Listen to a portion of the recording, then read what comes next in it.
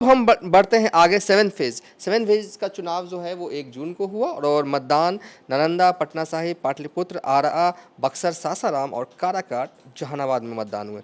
3 सीटों का तस्करा जो है हम इस वीडियो में करेंगे विस्तार से। नालंदा, पटना साहिब और पाटलिपुत्र। नालंदा और पटना साहिब, पाटलिपुत्र तीनों क्षेत्रों को अगर देखें सर तो क्या लग रहा है आपको? दो सीट के बारे में तो सोचिए मत। नालंदा नीतीश कुमार की सीट है और पटना साहिब कमल की सीट है। वहाँ दिव्यांशु जी आप खड़े होंगे तो आप भी जीत जाएंगे। कोई भी खड़ा हो, नीतीश कुमार जी आपको कैंडिडेट देंगे तो आप भी जीत जाएंगे। इसलिए नालंदा तो पूछे ही नहीं। पटना साहिब का भी हालात वही है, वहाँ पर कोई भी कमल छाप पे खड़ा होगा वो जीतेगा। तो उन दोनों जगह तो लड़ाई ही नहीं है। तीसरे बच गया पाटलिपुत्र। पाटलिपुत्र में लड़ाई दिख रही थी, लेकिन लास्ट टाइम में बीजेपी के लोगों ने जो वहाँ मैनेजमेंट किया है, रितलाल यादव को तोड़ लिया है।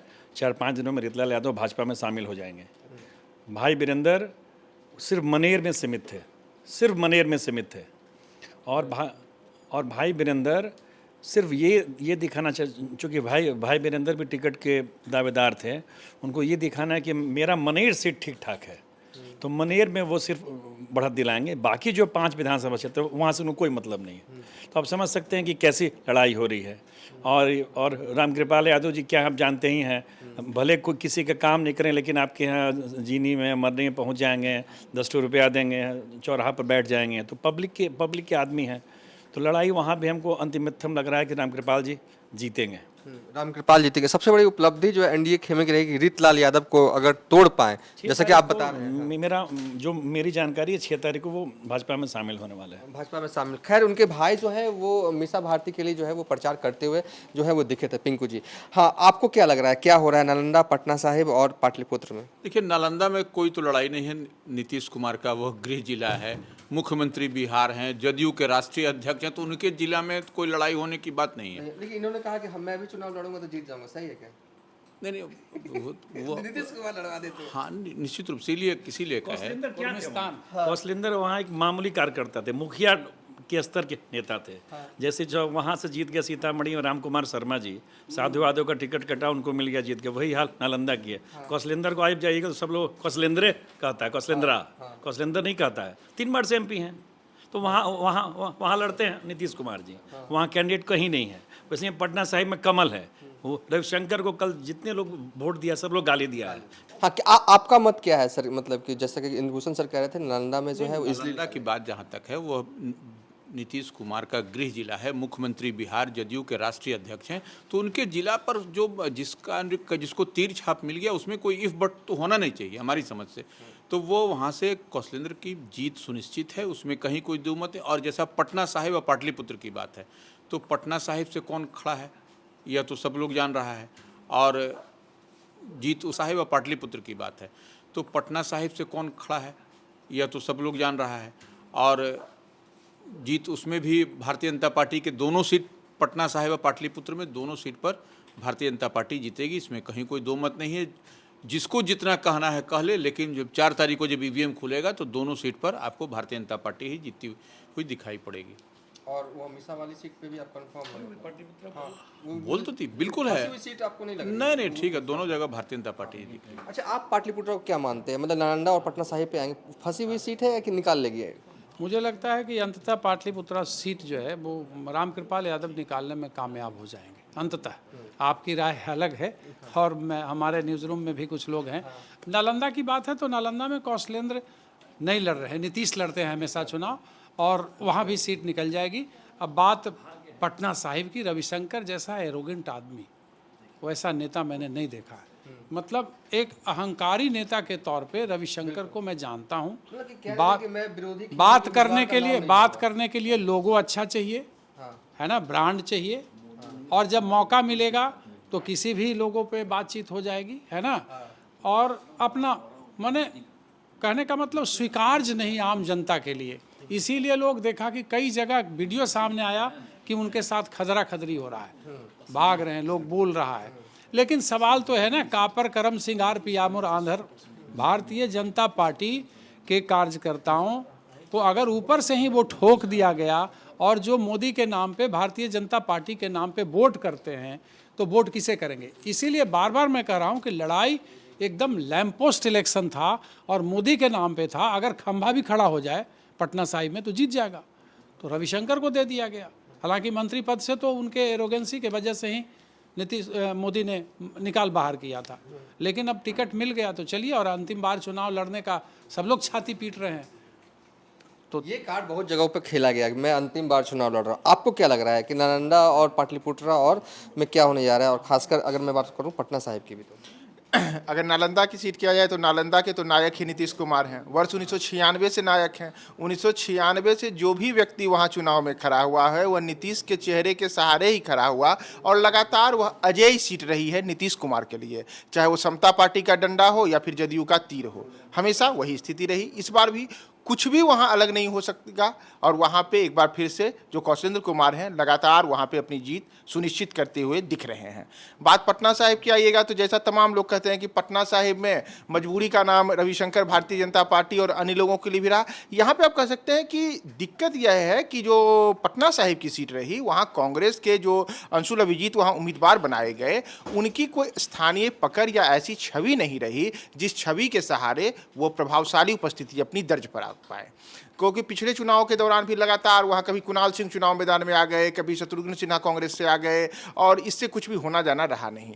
अंशुल अपनी कोई ऐसी छवि नहीं बना पाए हैं उस इलाके में जिससे कि उनको लोग बहुत ज़्यादा जाने, और यही उनके चुनाव में जो परेशानी का सबब है यही है कि अंशुल वहाँ पर नए चेहरे रहे। भले ही वे एक कद्दावर राजनीतिक परिवार से आते हों, लेकिन इन तमाम चीज़ों के बाद भी अंशुल के लिए परेशानी रही, और रविशंकर प्रसाद भारतीय जनता पार्टी के परंपरागत वोटों से जीत जाएंगे, न कि इसमें रविशंकर प्रसाद की खुद की कोई बड़ी अहम भूमिका होगी।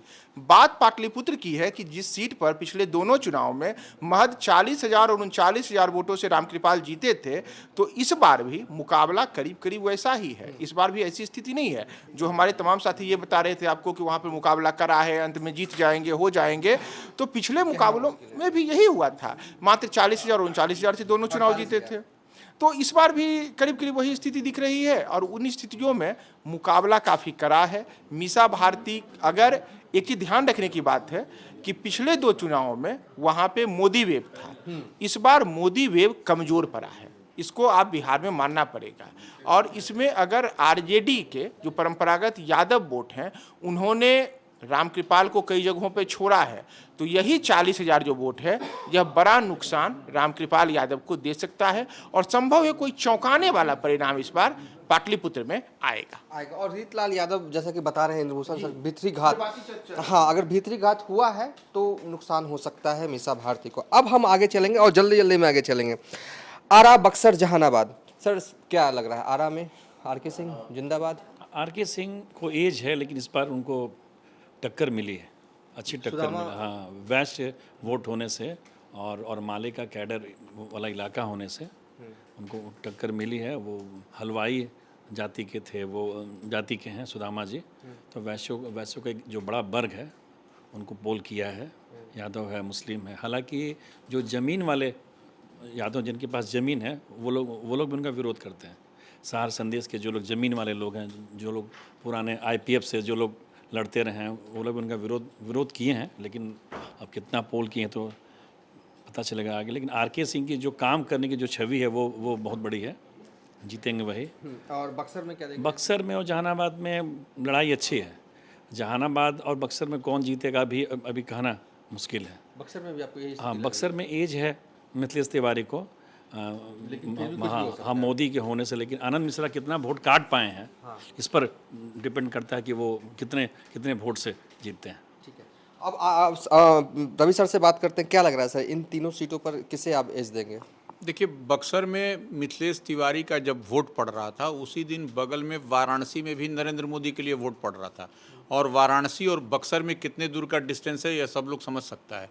तो यह एक इम्पैक्ट दिखाई पड़ा। हालांकि उनके खिलाफ जितनी नाराज़गी थी वो बड़ी नाराज़गी थी, और जिस तरह कि बाबा को वहाँ से बेटिकट किया गया, और आनंद मिश्रा जो लोकल बॉय वहाँ से चुनाव लड़ रहे थे, IPS अधिकारी थे, VRS लेके लड़ रहे थे, बसपा से जो है सो अनिल कुमार चौधरी वहाँ से उम्मीदवार हैं। तो यह सब तमाम फैक्टर, और ददन पहलवान पूर्व मंत्री वो हमेशा लड़ते रहे, और जगतानंद सिंह जो सुधाकर सिंह के जो पिता हैं उनको हराने में उनकी भी भूमिका बहुत रही है। तो यह सब समीकरण है, लेकिन अब मोदी के फैक्टर है, बगल से लड़ रहे हैं, तो अब समझा जा सकता है कि क्या होगा। अब जीत हार का अंतर भले ही कम हो, लेकिन वहाँ पर नरेंद्र मोदी का चुनाव लड़ना ही उनके लिए कोरामिन का काम किया मिथिलेश तिवारी के लिए। हाँ, नहीं तो उनकी पटकनी 100% तय थी, वो हार ही जाते, इसमें कहीं कोई दो मत नहीं। लेकिन नरेंद्र मोदी का वाराणसी से चुनाव लड़ना उनके लिए, और जैसा इंद्रभूषण जी ने पहले कहा कि नरेंद्र मोदी जब वाराणसी में चुनाव लड़ते हैं तो अगल बगल के सीट पर, लोकसभा सीट पर ब्राह्मण उम्मीदवार को दिया जाता है, तो उसे सटा हुआ इलाका था तो ब्राह्मण उम्मीदवार को दे करके अपना भी नरेंद्र मोदी का वहाँ पर दिखाई पड़ा। तो यह तो वहाँ दिखाई पड़ ही रहा है। और जहानाबाद में देखिए, निश्चित रूप से इस बार जहानाबाद की सीट पेंच फंसी हुई है। सुरेंद्र यादव को वहाँ पर अपर हैंड दिखाई पड़ रहा है। अरुण कुमार जो जितना वोट ले रहे हैं वह वोट, अच्छा खासा वोट ले रहे हैं अरुण कुमार, पूर्व सांसद। और भूमिहारों में यह नाराजगी है कि एक जो भूमिहार का सीट था उसको भी अति पिछड़ा के नाम पर समर्पित कर दिया गया। तो यह अंडर करेंट था, इसको कोई माने नहीं माने, लेकिन कहीं ना कहीं डेंट लगता हुआ दिखाई पड़ रहा है। बाद वाकई में एक फंसी हुई सीट जो है वो लग रही है। आपको लग रहा है या कि कोई कौन जीतेगा बता पाएगा? जहानाबाद पिछले 2-3 दिनों से थे हम वहाँ, और अरुण कुमार माहौल को त्रिकोणात्मक बनाने में लगे हुए थे। और इस बार भूमिहार मतदाता किसी भी तरीके से मानने को तैयार नहीं थे। हालांकि विजय सिन्हा, ललन बाबू, फिर तमाम नेता जो भारतीय जनता पार्टी के और जनता दल यू के जो उस खेमे से आते हैं वो वहाँ पहुँचे और लोगों को मनाने की कोशिश उन्होंने की। लेकिन जिस तरीके से झटका गया है भूमिहारों से वहाँ सीट, तो लोग सीट वहाँ मानने को तैयार नहीं है। हम भूमिहारों के बूथ पर भी गए, अति पिछड़े के भी बूथ पर गए और बाकी लोग, लेकिन एक बड़ा वर्ग जो है, माने बड़ी संख्या जो भूमिहारों की है, वो वोट सीधे सीधे अरुण कुमार को हाथी चाप पे कर रही है। हम शकूराबाद जैसे जगहों पे गए, घोसी इलाके में भी गए थे, तो वहाँ भी जो है ना, वहाँ मतलब अरुण कुमार को वोट मिल रहा था। लेकिन चंद्रवंशी का जो अपना, मोदी का जो अपना फैक्टर है, भूमिहारों में भी कुछ टूट वहाँ दिखी कि वो तीर को वोट कर रहे थे, है ना। तो ये लड़ाई है वहाँ।